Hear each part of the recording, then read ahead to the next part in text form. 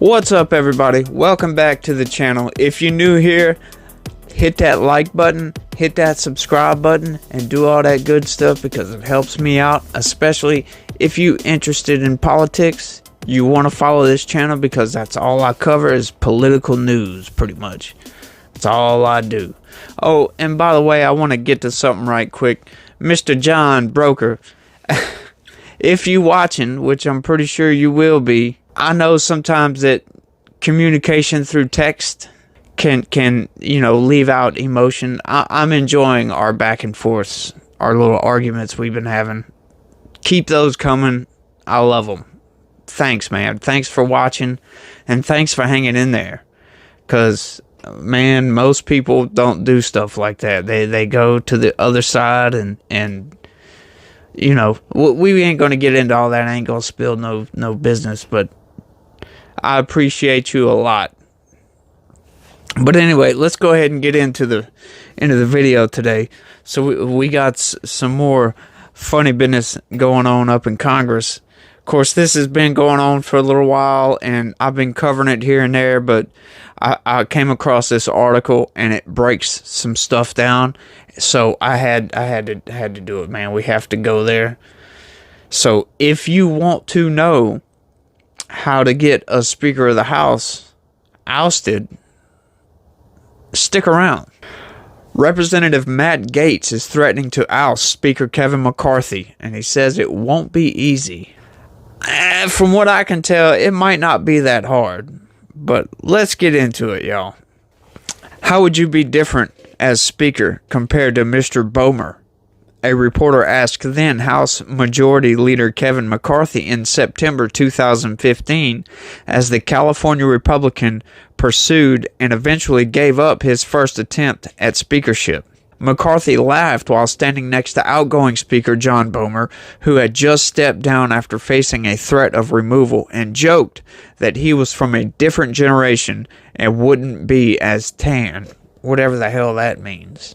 8 years later, McCarthy is finding that there are few differences between them as he faces a conservative revolt against his speakership. If somebody wants to remove me because I want to be the adult in the room, go ahead and try, McCarthy told reporters Saturday. No, McCarthy, I'm right here with Gaetz on this one, okay? They just want you to be honest. I know that's very, very hard for a politician to do, but at least do what you said you're going to do, okay? We have some major issues in the United States right now, okay? And we don't need lying politicians doing stuff just for political points, okay? We need some reform in the government. We don't need this uniparty bullshit that we've been having for the past 30, 40 years.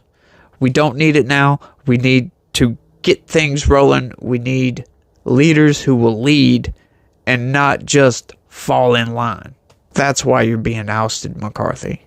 And his critics, namely Representative Matt Gaetz, plan to do just that on Monday. The far-right Republican from Florida threatened to use a procedural tool called a motion to vacate to try and strip McCarthy of his office sometime this week. In a speech on the House floor, Gaetz demanded McCarthy disclose the details of a supposed deal with the White House to bring forward legislation to help fund the war in Ukraine after the Speaker relied on Democrats to provide the necessary votes to fund the government, which, if you've been following the channel, you know exactly what we're talking about. We're talking about the recent vote that happened on Saturday, a stopgap continuing resolution to keep the government funded for 45 days, which y'all all know my position on these continuing resolutions. We need to get rid of those. We need individual appropriations bills, man. This government has just gotten out of control. That's all I can say on that. It's becoming increasingly clear who the Speaker of the House already works for, and it's not the Republican conference, Gaetz said in his speech Monday.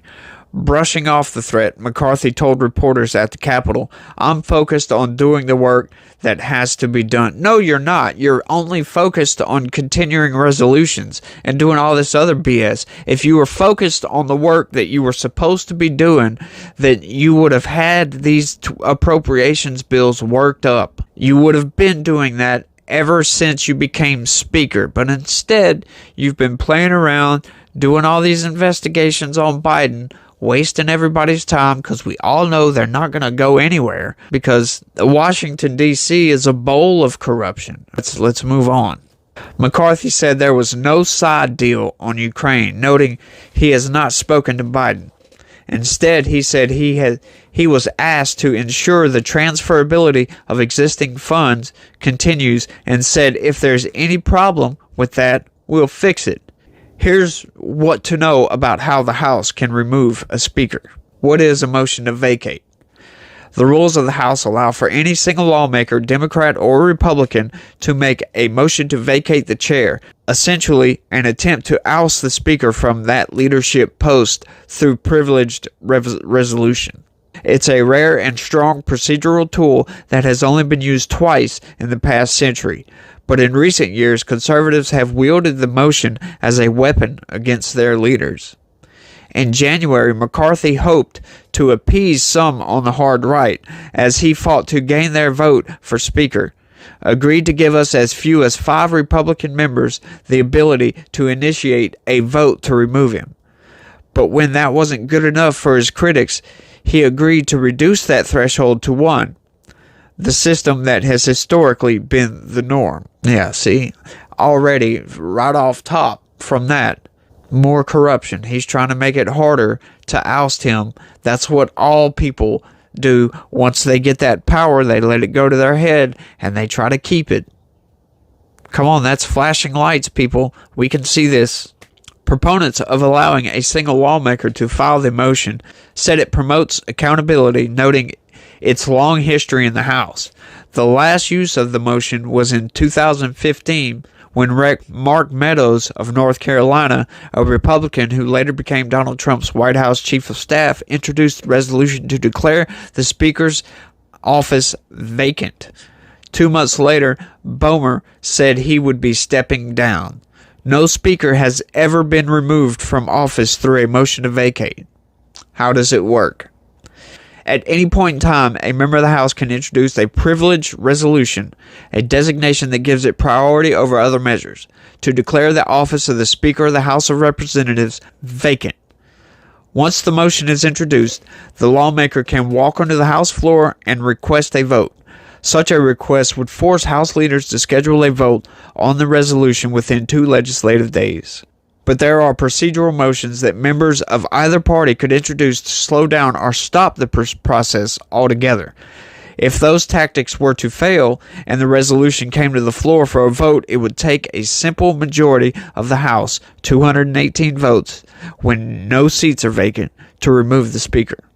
While it has never been successful, a motion to vacate has been used as a political threat against several speakers throughout history, dating back to Republican Speaker Joseph Cannon, who first invoked the resolution against himself in 1910.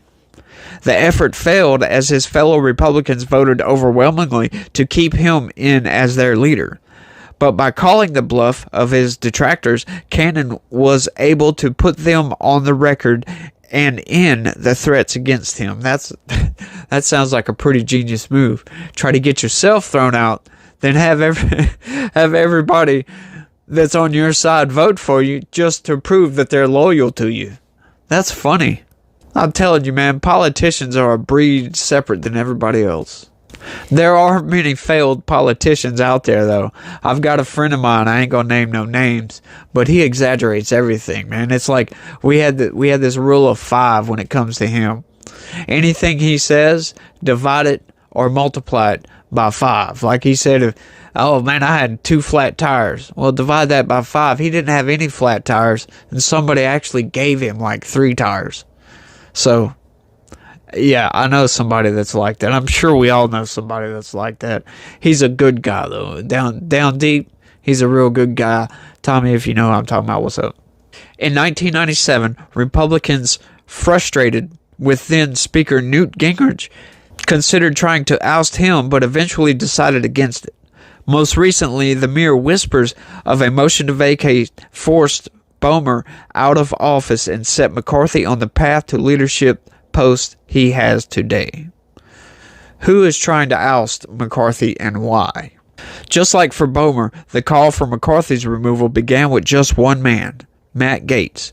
A member of the ultra-conservative House Freedom Caucus has been threatening to file the resolution to remove him from the dais ever since McCarthy was nominated Speaker by a majority of the conference earlier this year.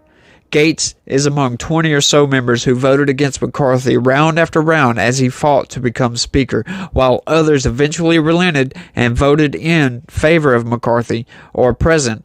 Gaetz fought until the very end. This will all be torpedoed by one person who wants to put a motion to vacate for personal political reasons and undermine the will of the conference and the American people who elected a Republican majority to govern. Rep. Mike Lawler, a defender of McCarthy, said Sunday on ABC, "No, I'm sorry, dude. In rebuttal, that's not true. Matt Gaetz just wants to get these continuing resolutions over with. These things are stupid. When you have $5 billion for gender studies in Pakistan on a defense spending bill, that is ridiculous, and that kind of crap needs to stop." That's what Gaetz is trying to do. I don't understand these people that keep calling him ultra-conservative, which actually sounds kind of cool. Hard right. The guy's just making logical sense. He just wants to clean these appropriations bills up. And I don't see what the fuss is about. Gaetz and other critics of McCarthy said he has failed to be the conservative leader the party needs. They have railed against his deal with the White House over raising the debt limit earlier this year and have demanded the House slash spending levels to new lows. The group has also made sweeping demands to reimagine the U.S. government, which they criticize as woke and weaponized, which there's plenty of evidence for that. All you got to do is look at the DOJ and the FBI. The FBI especially, trying to put informants in the Catholic Church and arresting a dad for defending his son in front of an abortion clinic.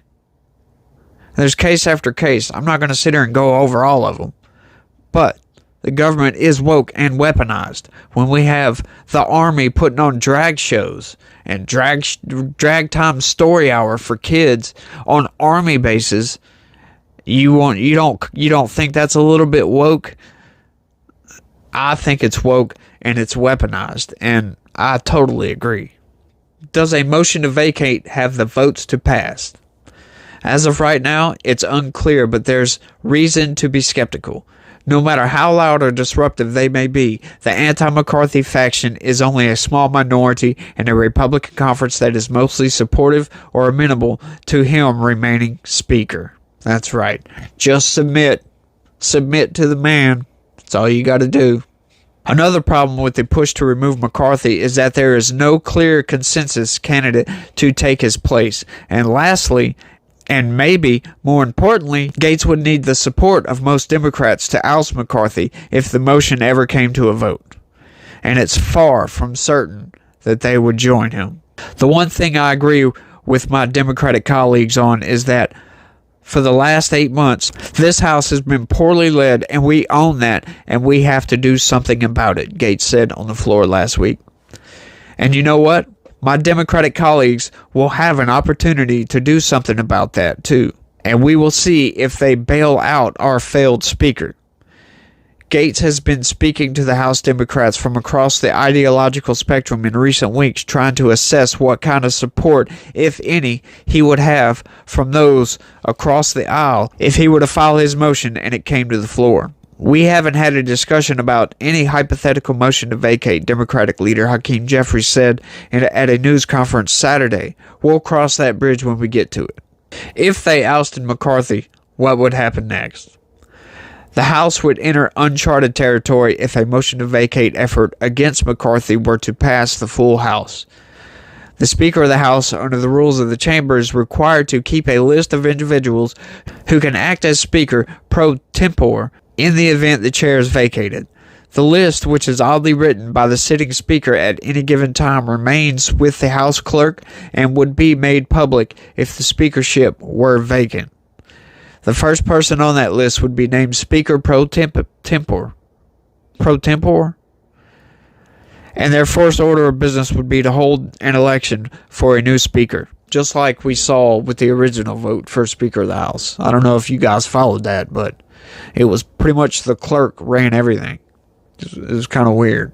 That event requires the House to vote as many times as it takes for a candidate to receive the majority of those present and voting for Speaker. For McCarthy, that process took an unprecedented 15 rounds in January.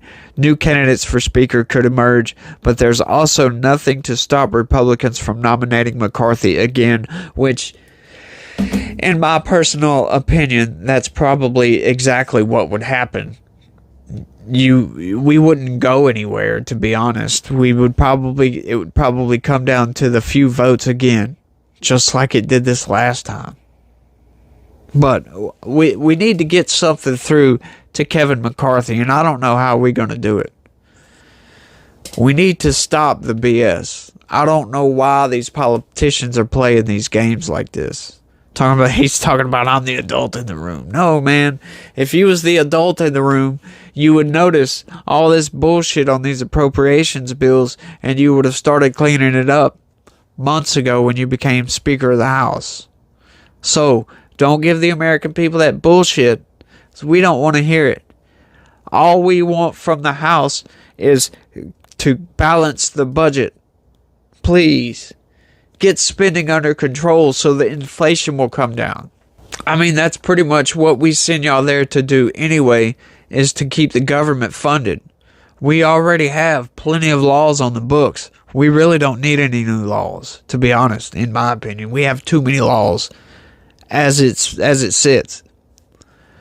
Just do your damn job instead of playing politics and trying to get more power.